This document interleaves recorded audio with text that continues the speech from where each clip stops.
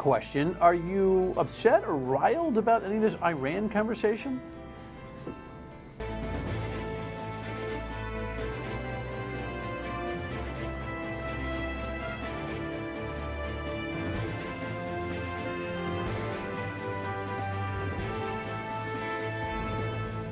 The Dan York State of Mind program is brought to you in part by Lookout Rhode Island and Takeo Comfort Solutions.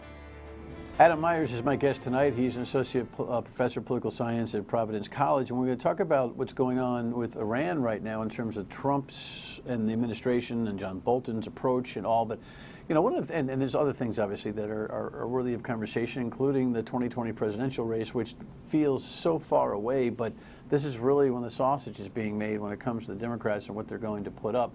And then we have this abortion conversation that's going on across this country. Alabama blew Rhode Island away when it came to controversy last week over this, and that and a whole lot more. There's this thing called the Mueller report and unresolved issues, and that feels like that happened, what, about 7 years ago? Actually, you know, took a break about 8 days ago, but what do you, I don't know. Great to have you in. It is a summer night because it was a summer day. Soak it up. I don't know how many more we're going to get. It feels like it's a precious commodity. Here's the headline from the weekend, and actually today, because the president got a little tweet happy. Here's the latest with Iran. President Trump issued a stark warning to Iran over the weekend. He tweeted, "If Iran wants to fight, that will be the official end of Iran. Never threaten the United States again." His message followed a rocket attack that U.S. officials tell CBS News was likely aimed at the U.S. Embassy in Baghdad. They say it's the type of rocket Iraqi militias typically get from Iran. The State Department pulled non-essential personnel out of the embassy last week amid reports Iranian-backed elements may target Americans. CBS News has confirmed a report that President Trump told the acting defense secretary last week that he does not want a war with Iran. They can't be threatening us. And you know, with all of everything that's going on, and I'm not one that believes, you know, I'm not somebody that wants to go into war. But Iran's foreign minister says his nation has always stood tall against aggressors. He tweeted, "Economic terrorism and genocidal taunts won't end Iran. Hashtag never threaten an Iranian."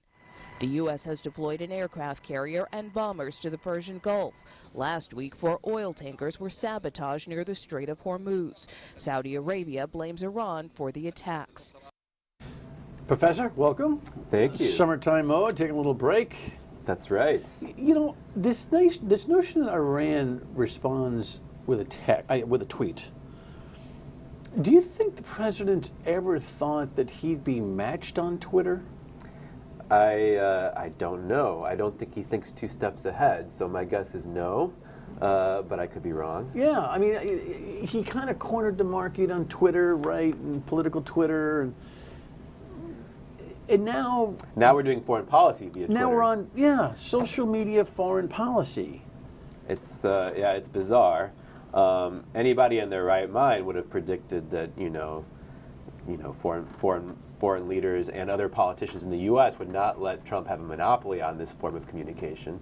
But I guess he thought that as long as he had the most bombastic tweets, right, that they would earn the lion's share of attention from everybody else. But it turns out that foreign leaders, including Iran's foreign minister, can issue bombastic tweets too. And where does that leave us? I mean that's like the end question. I know, but I'm baffled by this dynamic of world leaders getting after each other on social media, a place where the dregs of society and how society treats itself hangs out. I mean, I have a Twitter account. I use it to every once in a while say something that I might say here, but mostly for news gathering. I mean, I'm not suggesting that the social media platform has ruined our lives, but in very many ways, I mean, it's advanced our lives, but in very many ways, it's perverted a normal way of thinking about how to do things correctly. Yeah, and if you think about this historically, like within the history of the American presidency, right? In the 19th century, presidents rarely communicated with the American people. When they did so via very kind of grandiose speeches. Then the early 20th century, we get radio addresses and FDR's fireside chats. Then in the late 20th century, we get presidential press conferences and, you know, presidents barnstorming the country, giving speeches and so forth. And now we've descended to the point of president communicating with the people via tweets. You know, I do wonder how much lower it rather can than go. ascended. That's correct. That would be my. Were the other examples ascension? I think they were in yeah. some ways. I think if you look at, certainly if you look at the 19th century presidents and the speeches they gave, you know, obviously folks like Lincoln and Jefferson and so forth, but also the lesser known ones.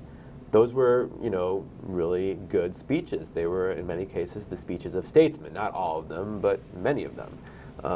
And so, yeah, looking at where we are now, I really think, boy, how far we've fallen. Yeah, I think that's pretty smart what you're saying. It makes me think that I don't remember, even in the campaign, and since he's been elected, other than the inaugural speech that was panned for its darkness, Right. a speech by Donald Trump Right. that you can point to. I mean, excuse me.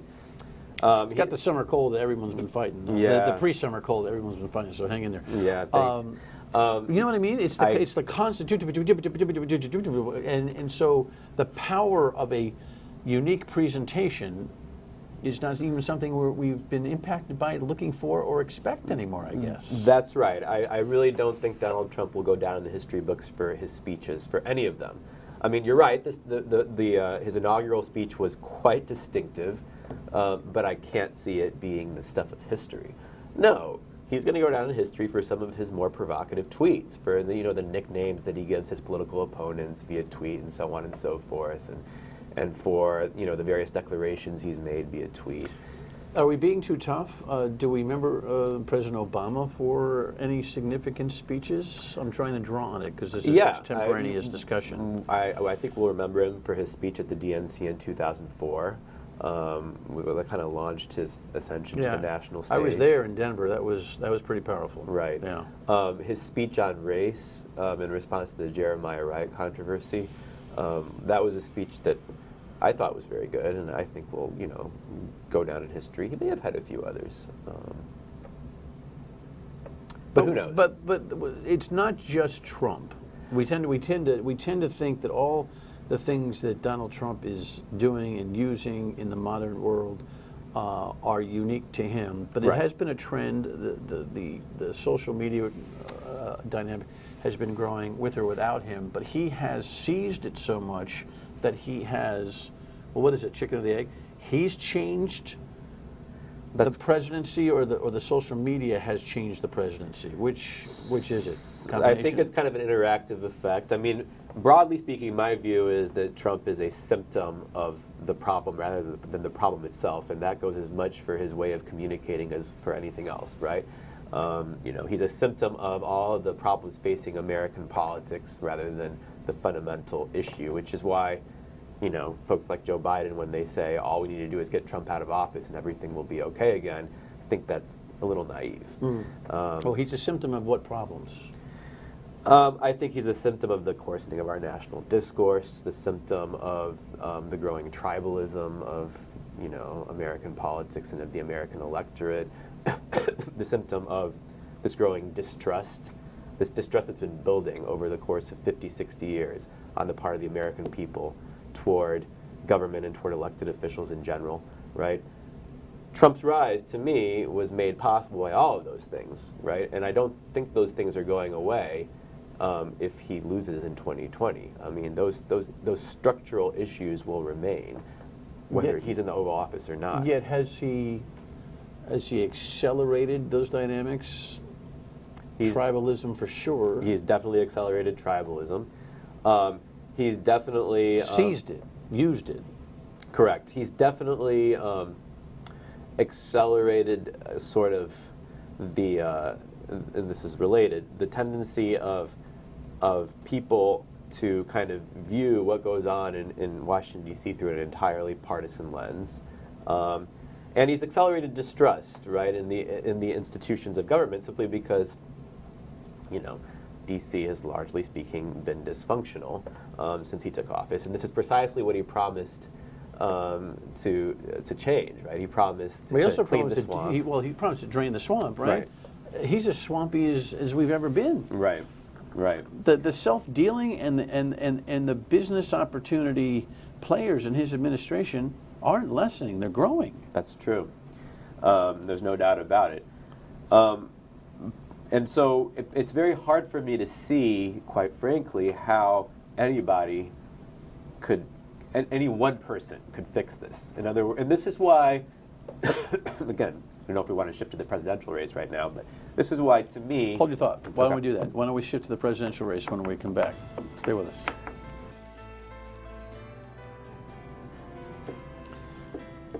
So the professor was previewing.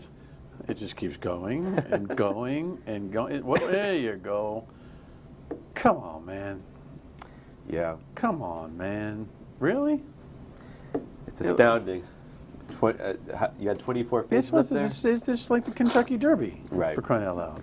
And the reality is, the vast majority of these folks have no chance. I mean, there's... Obviously. So what are they doing? What are they doing? Does your personal credibility get hurt by actually even floating, let alone announcing that you want to be the President of the United States, that you're going to run for that office in the middle of a field like this when climbing, through it is a near impossibility? I mean, I suppose not, given the fact that, in 2015, 2016, we had somebody with no political experience who everybody had written off surge to the top of the Republican field and win the nomination. You think that's what the thinking is amongst these, for lack of a better term, bottom tier candidates, that they all think that they're a 65 to 1 shot that can come straight up through on the backstretch because Donald Trump did it himself? I do. I think the bar has been set that low, and if you think about it, I mean, I know this seems like ancient history, but, in 2012, as you might recall, there were all these no-name candidates in the Republican primary field that surged briefly, and then they collapsed, like folks like Rick Perry and Herman Cain and Newt Gingrich. These are folks that nobody was talking about, at the beginning of 2011, right? I mean, and so recent precedent suggests that candidates that nobody's paying attention to can surge. Gingrich? He ran for president. In 2012? Yeah. I didn't even remember that. Yeah, Okay. he certainly did. Well, Well, there you go. then That proves my point. Huh. Yeah. All right. Chalk that one up as missed it or forgot it, one or the other. Difference is he had money. Right. And a national television platform. Well, A lot of these folks are, governor of this and mayor of that, and well, governor should be a legitimate launching pad. depending for on where you're from and what you've done, right? Maybe. I mean, we've had some governors of small states. Jimmy Carter. Right. At the time, Georgia was a small state. Look. What do you think about Buttigieg? I mean, the guy, he's sitting around 6, 7, 8 points. I guess he got up to 9 or 10, and now he's kind of settled in this, this place. He's an interesting cat, though. There's no doubt about it. And when you listen to him, he's very engaging. Right. He's one of the weirder things that have happened in this race thus far, and I don't quite know what to make of him. I think his rise is largely a result of the fact that he's kind of all things to all people. He's progressive enough for the progressives, centrist enough for the centrists. He's a military veteran. He's from the heartland. He's gay. I mean, it seems like he's able to. He has enough common points with all the different parts of the Democratic electorate that he's catching fire. That's my explanation. He hasn't gotten any ridicule from Donald Trump. I guess there's a threshold of maybe popularity that gets Trump started tweeting about him. Yeah, but it hasn't really gone after him. I mean, it's been tempered. I mean, there's no nickname yet, unless I missed something. Yeah, I guess not. There's no Pocahontas. Right. There's no old tired Joe or anything like that. Joe Biden seems to have a real grip on this whole thing. His to lose so far in advance. I mean, he's not going to get any more chips. As candidates pull away, obviously his percentage will rise. Right.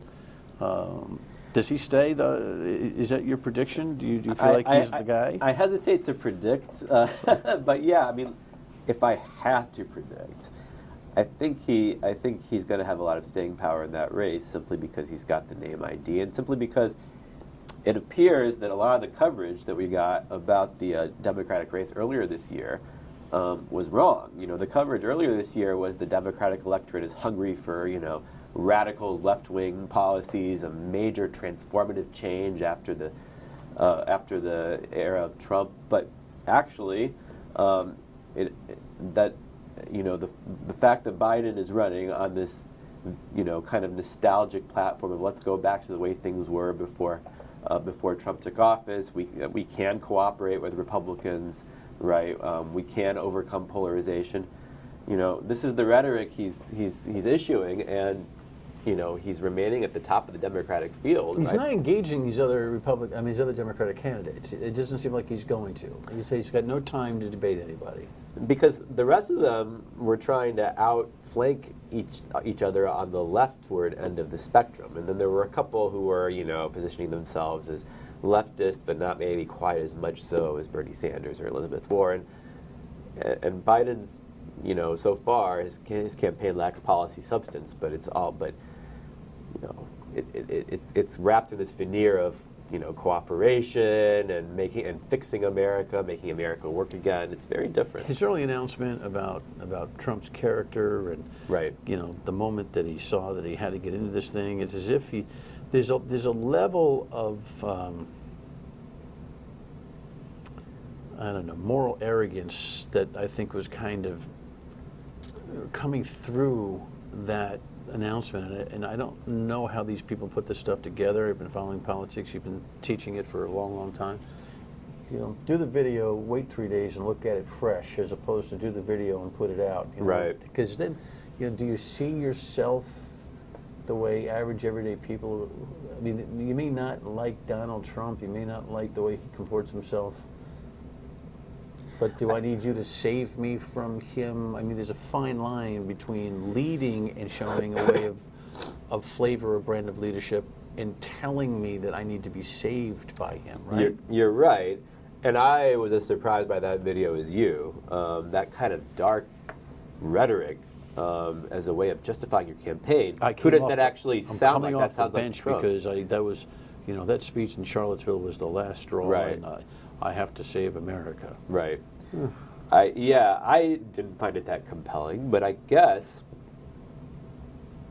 what motivated his advisors to run that ad or run that announcement was the sense that what actually is bothering a lot of people in the Democratic Party these days, Democratic voters, is Trump himself. Well, that's not Republican policies, right. Not the rest of it, Trump himself. Is that a primary winning? I guess if you're a candidate, you think the idea that the general public in America can't remember yesterday anyway. Right. So what you did to announce your candidacy may have been sufficient for the boost you need inside your primary. What right. you say outside the primary might be something very different. You think we'll be talking about him as the guy here? You know, everything being health-wise and everything else equal for him, he is the guy. You mean Biden? Yeah. Yeah, I mean, look, at this, you know, it's hard to see at this point. Like, he's clearly catapulted to the top of the race in terms of the polls and so forth, right? In a way that no candidate did in the 2015 GOP primary before Trump, right? And in a way that no candidate did in the 2011 primaries. You make a really good point. Nobody owned it early. Right. So Trump was able to define himself and grow momentum against nobody who had a demonstrative market share. Exactly. Biden has that demonstrative market share. Biden has it, and I think and it's Bernie's pretty clear losing. that it's pretty clear though that Sanders is in second place. I mean, so the way I see it, the race is starting to congeal into essentially 4 or 5 candidates. Does a ticket partner or vice presidential nominee come from that field for Joe Biden? That's a good question. I guess it depends. Kamala Harris is, right. You know, is a but different... she's pushing back against all this VP talk. You right. know, she finds it offensive, and I agree with her. I mean, why in the world are people immediately, you know, viewing her as the VP prospect when she's actually running for president and polling decently. Yeah. I mean, she's in that third tier, right? There's And when it's all Biden said and done, Sanders. the insult over being asked to be the nominee's partner generally goes away when it's that time of season and crunch time. Absolutely. Right? All right, when we come back, we'll talk a little bit about the abortion climate here in the state and in the country. Be right back.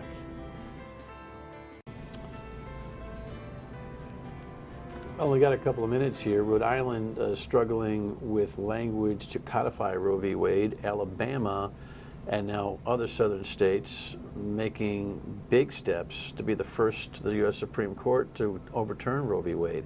Talk about tribalism and or different dynamics in our country. Yeah, it's astounding the way red states and blue states are moving in opposite directions on this issue. Which, listen, some people would say, in a federal system like the one we have, that's the way it should be, right? It was wrong for the Supreme Court to essentially intervene and make a national policy for the country in 1973. And that the small d democratic thing to do would be for the Supreme Court to overturn Roe v. Wade and let the democratic process sort that issue out. Most people don't know enough about how the decision was made, what a reversing decision or flipping decision or negating decision would do. They just see it as the clinical abortion issue. Right. You made abortion illegal, now you're making abortion illegal. That's right. And that's the problem with the argument in the country. You got a minute, tell me about how that goes. You're right. The people are not familiar with the history and the nuances of this issue. I mean, or civics learned. Or civics learned, right? And so the reality is that when the Supreme Court handed down the Roe v. Wade decision in 1973, they did, in a sense, they